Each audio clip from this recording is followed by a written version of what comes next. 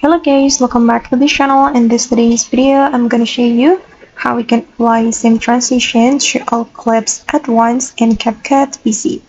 Okay, here I have imported some clips to my CapCut project.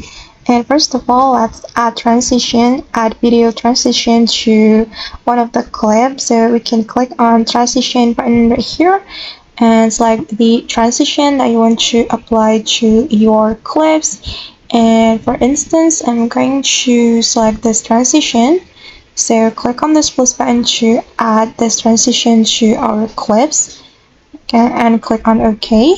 And here you can adjust the duration of your transition. You can go right to increase the duration, and you can go left to decrease the duration.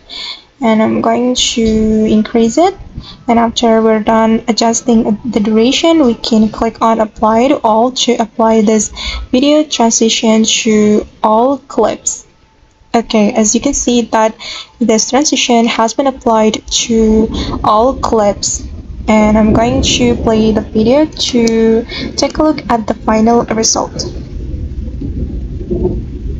Okay, like this.